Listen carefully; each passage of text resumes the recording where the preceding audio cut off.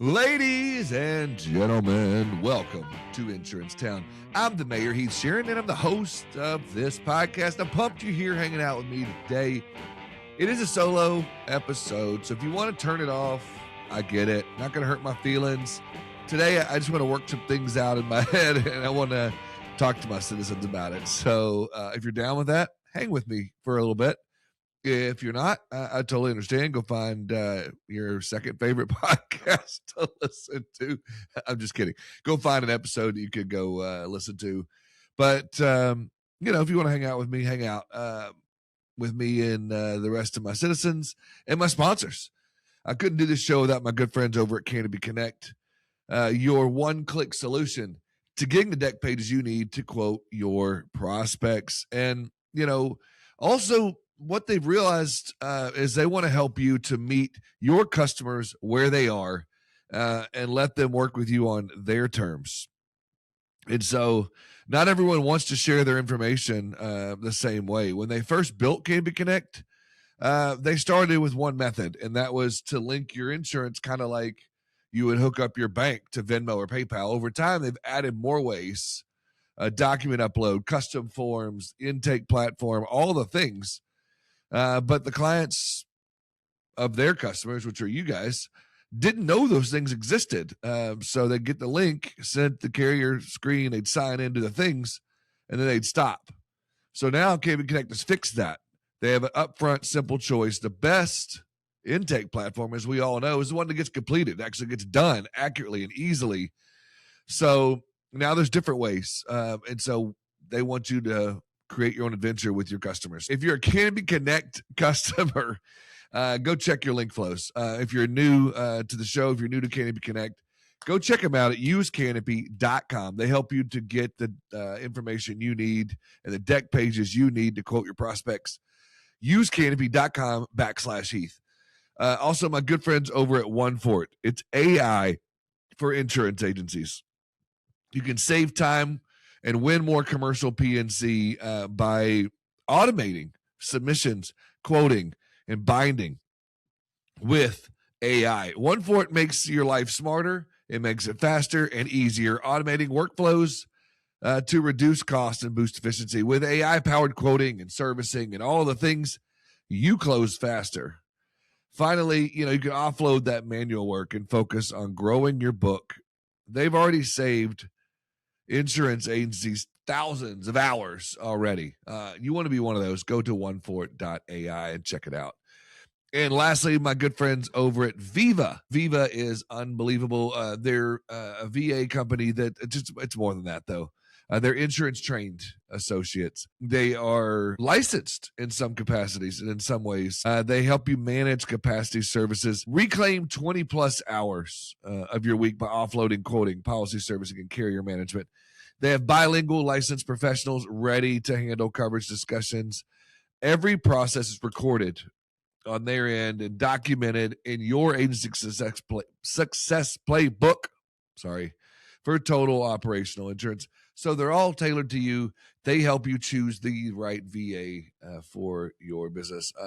So go check out Viva at vivavs.com and tell them the mayor sent you. Now, today what I would love to get into is, as we kind of talk a little bit, is I've got a couple events coming up soon, and I'm working through some things here on this idea of I guess personal branding, and I've been asked to do some talks on that, and I'm down to clown. Like I would love to talk about those things, and so as I've been kind of I got the to quote Eminem, I got I've been in the lab with a pen and a pad, and I've been and writing some things out, and I've been looking up some different things, and everything I look up, it just makes me cringe, to be honest with you. And so I've been trying to search for stuff.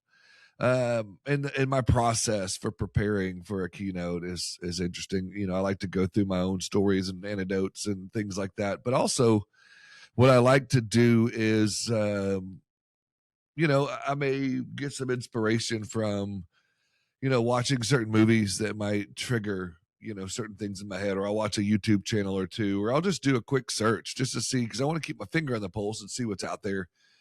And things keep popping up that drive me crazy. And I know I do it too sometimes. If you go back through this podcast, the last 330 some odd podcasts, you've probably heard this out of me, but it's always the same old buzzwords. And I'm tired of buzzwords. Everybody, somebody invents a new one all the time, or they try to recreate, something and turning into something with a buzzword. So it's like personal brand being one of those, authenticity, transparency, thought leader, influencer, content creator. I don't know. There's all these different, I guess you'd call them buzzwords, but they drive me crazy. And people act like they're new. My daughter likes to make these TikTok videos or like reels or Instagrams, so whatever you want to call it, and play these games that she sees, whatever. And there was one of them where they were going through Gen Z or Alpha, whatever it is, whatever the generation that my 13-year-old is in, the words that they use, and seeing if their dad could give the definition or knew what that meant or pronounce them or whatever it was. And as she's going through it, I'm nailing some of these. And one of them was like Riz, for example. And if you've got kids, you've probably heard the word Riz. And I was like, yeah, it's like charisma. It's like they got, they got some Riz. And I used it in the sentence correctly. And I was just walking through that with her. And I was just like, she's like, how do you know all these? Oh, the other big one was bet. And I knew exactly. And you maybe even heard me say it on this podcast, but bet's a word we started using in the 90s, bro. And I'm a 90s kid. And so I'm talking to her about this. We're kind of laughing through it, and she thinks it's so funny. Some of the words I missed because I didn't know. In a sidebar, let's go a little squirrel moment here. I'm so thankful that 6'7" is finally going away. I thought that would never die, but it finally is. But I digress. So the point being, I'm working through all this, and I'm trying to talk to her about it. I'm like, bro, these are like not new words, or not new concepts. Like we've been doing these things, or my kids will be doing something and I'll know exactly what they're doing, or I'll catch them. You know what I'm talking about. Kids try to be sneaky or think they invented something, or they think that they were the first ones to ever do it. I'm like, bro, we've been doing that forever. Like you can't pull one over on me. I know what you're doing, or that's not something new. You just put a different name on it. And so, same thing here as I'm working through this and putting some pen to paper. Is that how you say it? So as I'm sitting here, pen to paper, working through this personal brand message that I'm working on. Personal brand. I'm a 90s kid. And I don't think any of this is really new, to be honest with you. It's kind of funny that people think it is. And so I just, I'm squirreling here for a minute, but yeah. So, I just think, let me just tell you that it's reputation. People say personal branding, and I'm thinking about it as a 90s kid, and maybe I title my keynote personal branding from my 90s kid perspective. But like, we used to call personal branding reputation, authenticity. My mama just called that being true to yourself. Like teachers would say, the 90s, early 2000s, just be true to yourself. Networking, that was just like making friends. Thought leadership was just having something worth saying. Influence, people want to be an influencer or whatever it might be. That was just someone earning trust. I don't know. It's just, it's not, it's just, I think like we've complicated something that used to just be common sense. Today, as we talk through some of this, I just kind of work through some things in my head. I'm using you guys as my guinea pigs, I guess, to help me work through some of this. But yeah, I don't know. One of those things that I wanted to get into. And I think that for me, your personal brand is reputation. I believe that your brand name begins long before you ever have a name brand. Oh, I kind of like that. Your brand name begins long before you have a name brand.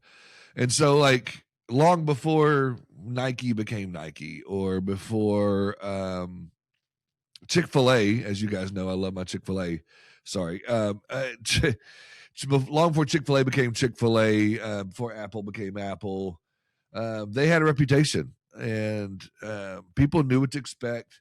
They knew what was going to happen when they went in those stores. They knew all of that. I guess what I'm getting at is you already have a reputation. You already have a, personal brand. It's just a matter of nurturing that and being intentional on how you grow that and looking for ways to enhance those things, right? And so kind of what I'm working through as I'm writing this out and I'm talking through some of this is what does that look like? And I think it's number one, I think building that reputation begins with, figuring out what people say about you when you're not in the room. What are you passionate about? What do you think about? What is important to you? And I go through that in my own head, and I think through what is important to me. What is that? That reputation, and how do I protect that? I remember when I first started this podcast, and some of you that have been with me for a hot minute and listened to a lot of these episodes, I appreciate it. And I never dreamed that 6 years later I would still be doing this podcast. Over 6 years now. I never dreamed anybody would care or listen. And then when I look up, it's like, holy smokes, that many people listened. To know that I have thousands of listeners, it means the world to me. So thank you guys very much. But I remember when I first started, the first 6-8 months in, I had some other influencers, the insurance cool kids that already had podcasts, or they already had stage presence. They already had a reputation, so to speak. They told me that I needed to be less Switzerland, less nice guy, and have more like a contrarian view. And people wanted me to be more polarizing. And they were like, you're never going to make it. If you want to have a long-term success in podcasting, you've got to take a stance on one thing or the other. You've got to have a contrarian view on this. You've got to get eyeballs with, this whole like shock factor type situation. And it just wasn't me. I never was that kind of person. So I just said, you know what? I'm going to do this as long as I can. I'm going to stay true to me. And if I'm too nice of a guy, or if I'm not contrarian enough, I don't really care, because for me, I can't be something I'm not. And that goes back to that authenticity thing. And I don't want to get in my soapbox, but I've heard for so many years, and I've probably even said it myself. So I'm admitting right now that there's probably some, is it hypocritical? Is it, what's the word? There's some pot calling the kettle black situations going on here. If you go back and listen, but people evolve over time. People change.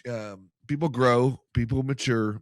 But yeah, I'm sure over time I've said the words "fake it till you make it," and I think "fake it till you make it," golly, that's created such a culture, so to speak, of this workforce of people that came up with that mentality that are just exhausted and they're just tired. And that's what authenticity is all about, is being true to yourself. And that whole fake it till you make it thing is killing me. Because once you start faking it, you got to keep faking it.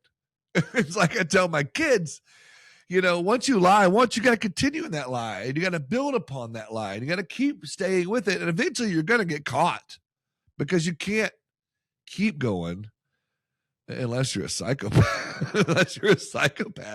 But yeah, so I think it's the same thing here in building your reputation and protecting that reputation, is just being true to yourself. Don't do the fake it till you make it thing. Like that makes me cringy. I think that makes me upset, because you can't continue at that fake it till you make it pace for that long. I just think that reputation is, again, going back to, it's who you are when nobody's watching. It's built on simple things: keeping your word, treating people right. It's being consistent when you guide them. So if you want to build a reputation, you got to ask yourself, how do I show up for others when there is no spotlight, when the camera's not on me, when I'm not on stage, when you're not in a meeting, when you're not doing things, if you're just you by yourself in the office, clacking away on your keyboard. I don't even know. Anyway, typing away on your keyboard, or you're working late at night or early in the morning, or like there's not a meeting going on. How do you show up for others when there's no spotlight? What do you care about? What do you think about? What do you gravitate towards? What gets you excited? Is it servicing? Is it selling? Is it prospecting? Is it this niche or that niche? Is it all these things? And so it's just being true to you and figuring out what that is. And don't fake it till you make it. Lean into that and really focus in on what is that thing for you and build on that reputation. Ask yourself, am I treating each interaction as if it's shaping my legacy? You're leaving a legacy one way or the other. So you might as well control that narrative.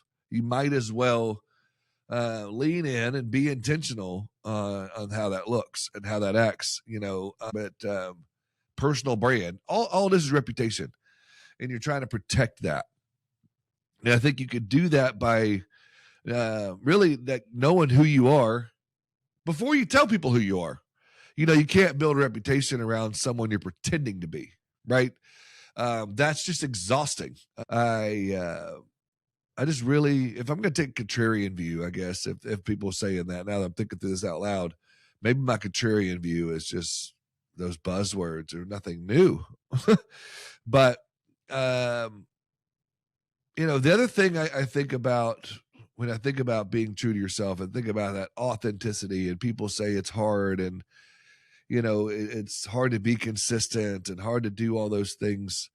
The consistency will become natural if you're being authentic. It'll become natural if you're just leaning into what you care about. If you're leaning into what matters to you, if you gravitate towards a trucking niche because you're passionate about logistics, then stick and lean in on it and go all in on that. If it's something like restaurants or a construction niche or flower shops for that matter, I don't care. I think you're going to find that you're going to be more successful and you're going to be able to be more authentic because it's going to come natural to you. You won't have to remember your story because it's your story. So, here's my first challenge. When nobody's watching, what do you naturally care about? What problems do you lean in on? What conversations do you have for hours, or could you have for hours?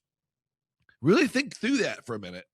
What do you care about? What are your things? What makes you? What is your DNA? What are those things that matter to you? What injustices frustrate you? What excites you? What pisses you off? What do people naturally ask you for help with?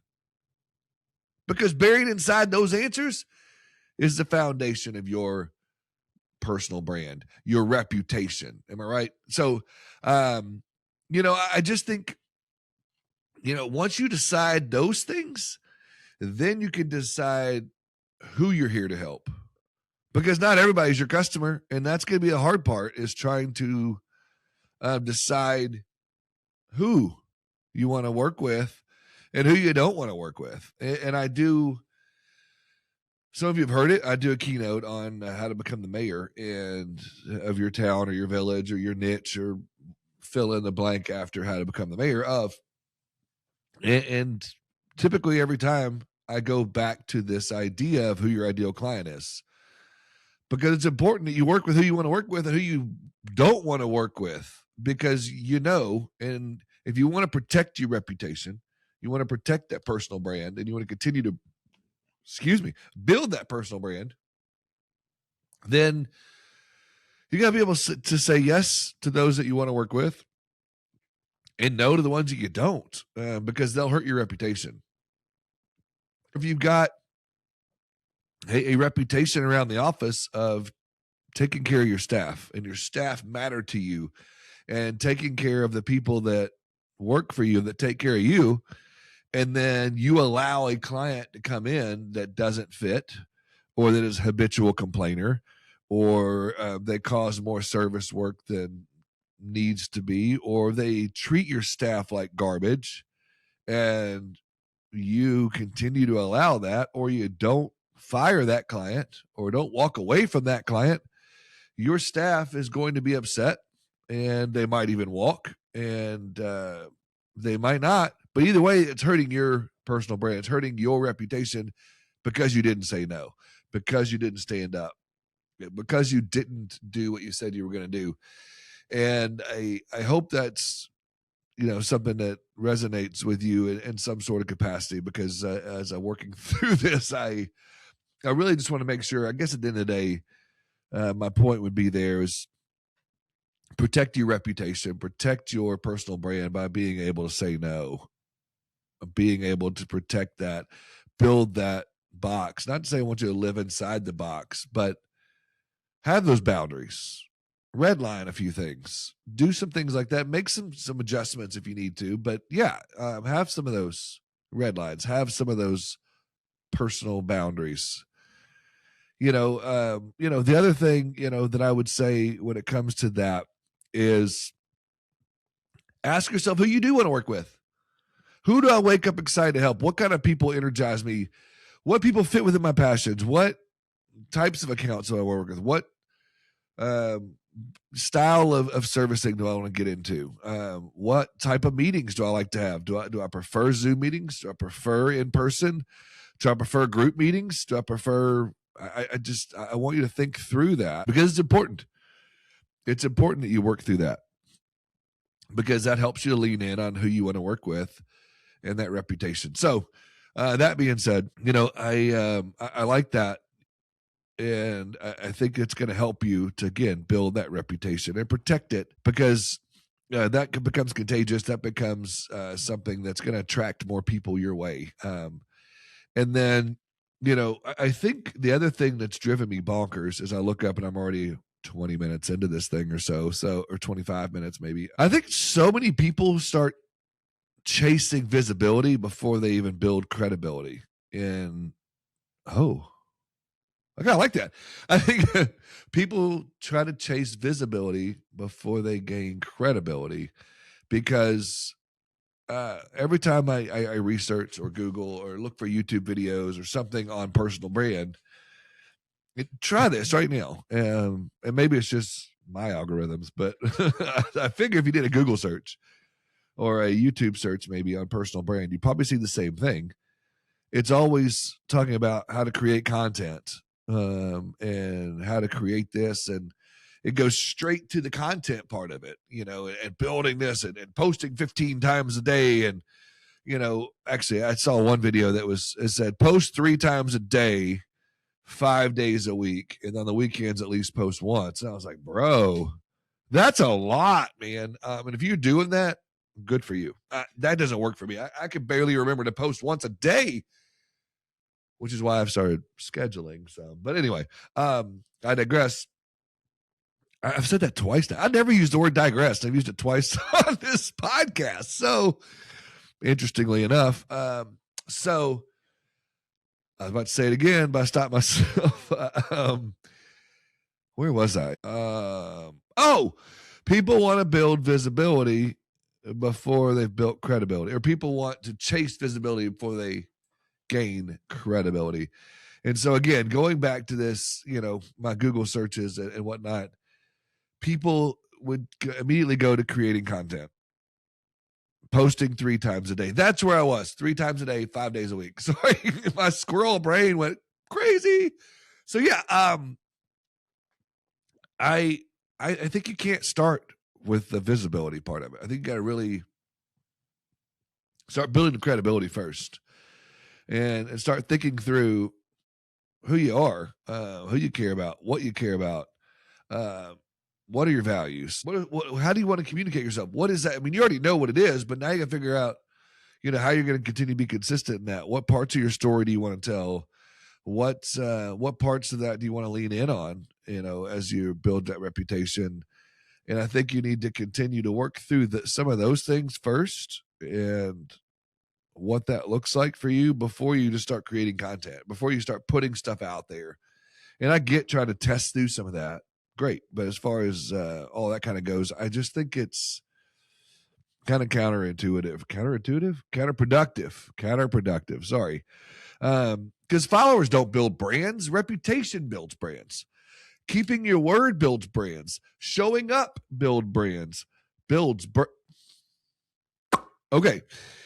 Being dependable builds brands. Doing excellent work every single time builds brands.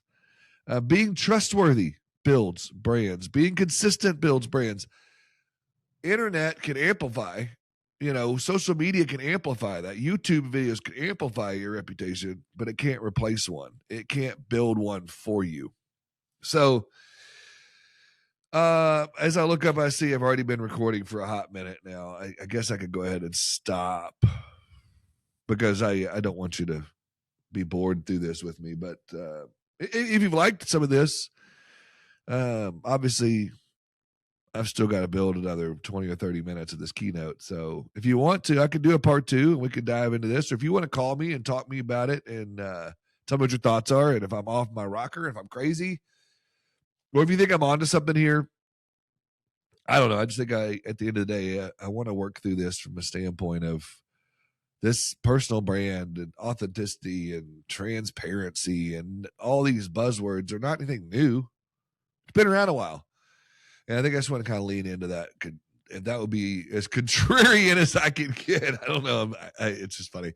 So thank you for hanging out with me today. Sorry you didn't get a guest. You were stuck with me. And I hope I'm not very good at solo episodes, I feel like. But thanks for hanging out with me. Thanks for being here with me. Stay true to yourself. Build your reputation. Protect your reputation. And I'll continue to work on a close for that. But in the meantime, thank you again for being here. And I will see you guys on the next one.